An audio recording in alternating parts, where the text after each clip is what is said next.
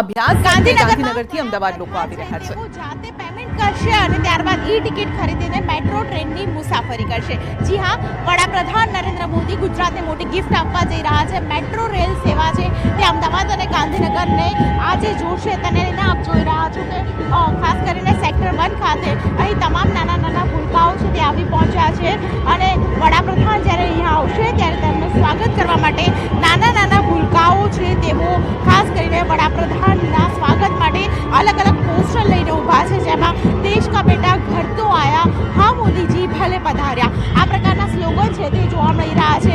વડાપ્રધાન નરેન્દ્ર મોદીને ગાંધીનગરને મેટ્રો આપવા બદલ અમૂલ્ય ભેટ એ પ્રકારના અહીં સ્લોગન પણ જોવા મળી રહ્યા છે। ખાસ કરીને સ્કૂલના બાળકો છે કે જેઓ અહીં આવ્યા છે અને વડાપ્રધાનનું સુસ્વાગતમ કરી રહ્યા છે।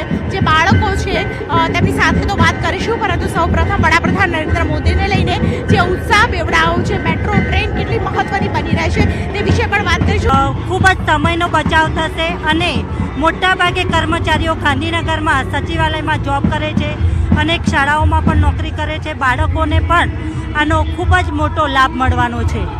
કહી શકાય કે ગાંધીનગર વાસીઓ અને ગુજરાત વાસીઓ સાથે અમદાવાદ વાસીઓને એક મોટી ભેટ મળી છે અને તે પણ તેમના જન્મદિવસ પહેલાં। તે પ્રમાણે આપ જોઈ રહ્યા છો કે તમામ બાળકીઓ છે એમાં ઉત્સાહ વધાર્યો છે વડાપ્રધાનના જે આગમન છે તેને કારણે। અને હરિયાણા ગાંધીનગરમાં શ્રી નરેન્દ્રભાઈ મોદી તમારું સ્વાગત છે તે પ્રકારના અહીં પોસ્ટર્સ જોવા મળી રહ્યા છે, જે રાહ જોઈ રહ્યા છે વડાપ્રધાન ક્યારે આવશે અને ખાસ કરીને તેઓ વડાપ્રધાનને જોશે। કેમેરામેન હિરેન શાહ સાથે દીપિકા કુમાર, ન્યૂઝ 18 ગુજરાતી, ગાંધીનગર। તો ત્રીજી વખત પીએમ બન્યા બાદ નરેન્દ્ર મોદી પ્રથમ વખત ગુજરાત પ્રવાસે બપોરે 3:30 જીએમડીસી ગ્રાઉન્ડ ખાતે જાહેર કાર્યક્રમમાં હાજરી આપશે। પીએમ મોદી જનસભાને સંબોધિત કરશે અને 8,000 કરોડના વિકાસ કામોનું ખાતમુહૂર્ત તેમજ લોકાર્પણ કરશે। પીએમ મોદી ઓડાના મકાનની ફાળવણી, વંદે ભારત અને પ્રથમ વંદે મેટ્રો ટ્રેનને લીલી ઝંડી આપશે। ઉર્જા, પેટ્રોકેમિકલ્સ અને શહેરી વિકાસ વિભાગના કામોનું ખાતમુહૂર્ત તેમજ લોકાર્પણ પણ કરશે।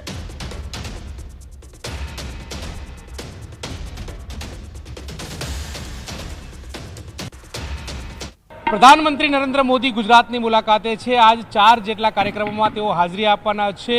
અત્યારે હાલ ગાંધીનગર છે ને ગાંધીનગરથી તેઓ સીધા આ મંચ ઉપર આવશે। મંચ ઉપરની વાત કરવામાં આવે તો વિકસિત ભારત વિકસિત ગુજરાત અંતર્ગત 8,000 કરોડના વિકાસલક્ષી કામો જે છે તેનું લોકાર્પણ, ખાતમુહૂર્ત જે છે તે આ મંચ ઉપરથી કરવાના છે। આ મંચના તમે દ્રશ્યો સીધા જોઈ રહ્યા છો કે જ્યાં 8,000 કરોડથી પણ વધારે વિકાસના કામોને ગુજરાતમાં વેગ મળશે। જે અંતર્ગતની વાત કરવામાં આવે તો આજે પ્રધાનમંત્રી આવાસ યોજના અંતર્ગત 20,866 શહેરી અને 35,657 ગ્રામીણ આવાસ લોકાર્પણ તેમજ 30,000 નવા આવાસોની મંજૂરી જે છે તે આ મંચ ઉપરથી આપશે। મહત્વનું એ છે કે 90 કરોડ લાભાર્થીને બેંક ખાતામાં ડીબીટી મારફત ચેક જે છે તે પણ આ મંચ મારફત આપવામાં આવશે। ઉર્જા અને પેટ્રોકેમિકલ વિભાગના 7 પ્રકલ્પોનું લોકાર્પણ જે છે તે પણ આ મંચ ઉપરથી પ્રધાનમંત્રી નરેન્દ્ર મોદી કરવાના છે। શહેરી વિકાસ વિભાગના 6 પ્રકલ્પોનું લોકાર્પણ અને ખાતમુહૂર્ત પણ આ મંચ ઉપરથી પ્રધાનમંત્રી નરેન્દ્ર મોદી જે છે તે કરાવશે। મહત્વનું એ પણ છે કે ભારતીય રેલવેના 2 પ્રકલ્પોનું ખાતમુહૂર્ત અને 7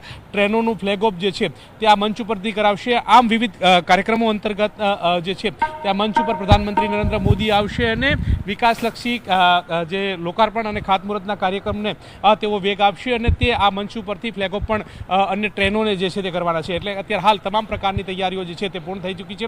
ટૂંક સમયમાં પ્રધાનમંત્રી નરેન્દ્ર મોદી આવશે અને લોકાર્પણ અને ખાતમુહૂર્તના કાર્યક્રમમાં હાજરી આપશે। કેમેરા પર્સન પંકજ મકવાણા સાથે ગૌતમ શ્રીમાળી, ન્યૂઝ 18 ગુજરાતી, અમદાવાદ। પ્રધાનમંત્રી મોદીએ વાવોલમાં પીએમ સૂર્યઘર યોજનાના લાભાર્થીઓના ઘરે મુલાકાત કરીને આ સમયે દંપતી માટે પોતાના ઘર આંગણે પીએમ મોદીના આગમનને જીવનભરનું સંભાળનું બની ગયું છે। પ્રધાનમંત્રીએ ગજ્જર પરિવારને કાપડ પર ઓટોગ્રાફ આપ્યો છે। પીએમની સિગ્નેચર મેળવીને આ પરિવાર ખૂબ જ ખુશ છે। પરિવારનું કહેવું છે કે તેઓ કાપડ પરના આ ઓટોગ્રાફને ફ્રેમમાં મઢાવીને પોતાના ઘરમાં સજાવશે। પ્રધાનમંત્રી જ્યારે ગાંધીનગર હોય ને તેમના જન્મદિવસના એક પહેલાં હોય અને દરેક વ્યક્તિ માટે તે જીવનભરની એક યાદગારી બની રહે તે માટે વિશેષ વડાપ્રધાન નરેન્દ્ર મોદીએ આ લોકોને પોતાની સિગ્નેચર અને સાથે એક કાપડ ઉપર પોતાનું નામ લખીને આપ્યું છે. લોકો સાથે વાતચીત કરવાનો પ્રયત્ન કરીશું. ખાસ કરીને ભાગ્યશ્રીબેન જેમના પરિવારના લોકો ગજ્જર પરિવારના લોકો તેમની સાથે વાતચીત કરવાનો એક પ્રયત્ન કરીશું. કહેશો બેન, વડાપ્રધાનની આ સિગ્નેચર જીવનભર માટે કેવી યાદગારી? એટલે તો એમને એમ થાય કે ભાઈ આપણે ફોટો ફ્રેમ કરાવીશું ને મઢાઈશું. કાગળ પર નથી કરવું પણ કાપડ પર કરીએ એટલે આપણે લાઈફ ટાઈમ આપણી જોડે રહે. એટલે પહેલેથી જ આઈડિયા તમે પહેલેથી જ અમે બનાવી દીધું હતું બધું. અંદર કાપડ લઈને આવ્યા, પછી આજુબાજુ ડેકોરેટ કર્યું અને પછી સરને આપ્યું. જો પહેલા જો કે ના જ પાડતા હતા કે કંઈ નહીં, પ્રોટોકોલના લીધે કરીને સરને કંઈ નહીં આપી શકીએ. પછી બનાવીને તો રાખીશ તું, કદાચ સર આપાડે તો આપણને એટલો લાવો મળી જાય. એટલે બસ પછી સાઈન સરે કરી આપી એટલે હવે અમને આખી જિંદગી યાદ જ રહી જશે. આની ફ્રેમ પણ અમે કરાવી દઈશું. અચ્છા, આમાં ખાસ ગજ્જર પરિવાર છો એટલે જય વિશ્વકર્મા. અમારે સુથાર સમાજના જે છે અમારે ઈષ્ટદેવ એને જય વિશ્વકર્મા. એટલે કાલે પાછી એમનો બર્થડે પણ છે અને વિશ્વકર્મા પૂજા દિવસ બસ છે. હા, એટલે એમને ખાસ વિશ્વકર્મા પુરાણ પણ અમે આપ્યું છે એમને ગિફ્ટમાં અને બર્થડે કાર્ડ આપ્યું છે અને એમની જોડે બસ ઓટોગ્રાફ લીધો છે. હાર્દિકભાઈ, આ જીવનભરની યાદગીરી તો રહી, પરંતુ સોલાર માટે પણ ખાસ વડાપ્રધાનજી આવ્યા હતા, તેમની સાથે શું વાતચીત થઈ? સોલાર માટે અમારા જોડે કોઈ એકચ્યુઅલી બહુ વાત નથી થઈ, કેમ કે અમારા જોડે ખાલી વેલકમમાં જ હતા અમે. હા, બિલકુલ. તમે કયા નંબરના ઘરમાં રહો છો? અહીંયા જ રહું છું. અહીંયા જ રહો છો. ઓકે. અને આ યાદગીરી કેટલી મહત્વની તમારી માટે? અને આ તો જીવનભરની યાદગીરી છે મારા માટે. ઓકે. જય વિશ્વકર્મા. નરેન્દ્ર મોદી આ સિગ્નેચર સાથે ખાસ કરીને વડાપ્રધાન નરેન્દ્ર મોદી અહીં વાવોલમાં આવ્યા હતા અને વાવોલમાં શાલિન્ટુ અપાર્ટમેન્ટમાં રહેતા ગજ્જર પરિવાર માટે આ એક યાદગીરી બની રહી છે. અને તેની સાથે આ યાદગીરીની સાથે આ પરિવારના લોકો છે તે આવતીકાલે જ્યારે વિશ્વકર્મા જયંતિ ઉજવશે ત્યારે તેમનો આ યાદગીરી સાથે ઉજવવાના છે. એમાં પણ વડાપ્રધાન નરેન્દ્ર મોદીનો જન્મદિવસ આવતીકાલે પણ છે. કેમેરામેન હિરેન શાહ સાથે દીપિકા કુમાર, ન્યૂઝ 18 ગુજરાતી, ગાંધીનગર. ગીર સોમનાથ જિલ્લાના કોડીનાર બાયપાસ રોડ નજીક ફિશ ભરેલું કન્ટેનર પલટી ખાઈ ગયું છે. અકસ્માતની સમગ્ર ઘટના સીસીટીવી કેમેરામાં કેદ થઈ છે. વેરાવળથી ફિશ ભરીને કન્ટેનર પીપાવાવ પોર્ટ જતા સમયે દુર્ઘટના સર્જાઈ હતી. ઘટનાના કારણે રોડ પર લોકોનું ટોળું ઉમટ્યું છે. કન્ટેનર ઓવર સ્પીડમાં હોવાથી પલટી માર્યું હોવાનું સામે આવ્યું છે. સદનસીબે ઘટનામાં કોઈને જાનહાનિ નથી થઈ. રોડ પર ટ્રાફિક જામ જરૂર સર્જાઈ ગયો છે.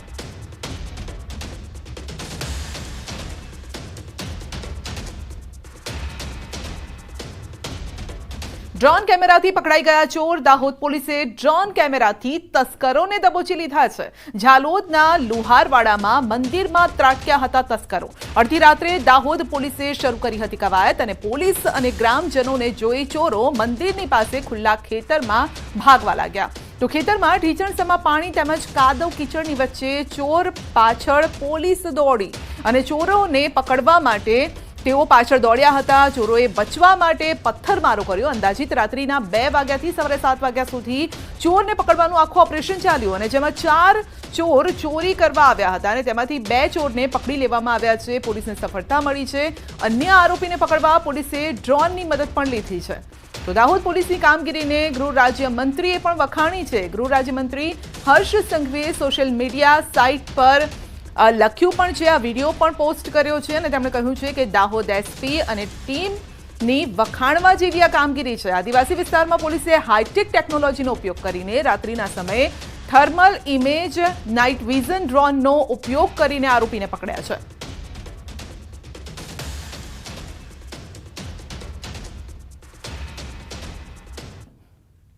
નર્મદા ડેમની સપાટી 136.99 મીટરે પહોંચી છે. નર્મદા ડેમની મહત્તમ સપાટી 138.68 મીટર છે.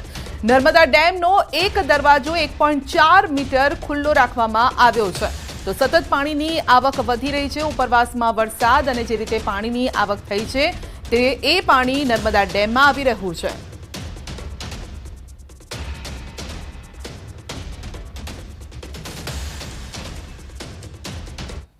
ઉત્તર ગુજરાત માટે એક સારા સમાચાર છે. મહેસાણાના ધરોઈ ડેમમાં પાણીનો જળસંગ્રહ 78.22% થયો છે. ધરોઈ ડેમમાં 2292 ક્યુસેક પાણીની આવક થઈ રહી છે અને કુલ 622 ફૂટ લેવલ સામે 616.13 ફૂટ લેવલ થયું છે. તો હાલના જળ સ્ટોકમાંથી 75% વપરાશમાં લઈ શકાય તેવું છે અને 1 ઓક્ટોબર સુધી સપાટી 621 ફૂટ થાય તો ગેટ ખોલાશે. છેલ્લા 3 વર્ષમાં પ્રથમ વખત ડેમમાં 90%થી ઓછો જળ સ્ટોક થયો છે. 2023માં 90.73%, 2022માં 96.91% જળ સંગ્રહ થયો હતો. તો છેલ્લા 6 વર્ષમાં સૌથી ઓછો જળ સંગ્રહ 2021માં 38.27% હતો, 2020માં 96.91%, 2019માં 74.92% જળ સંગ્રહ હતો.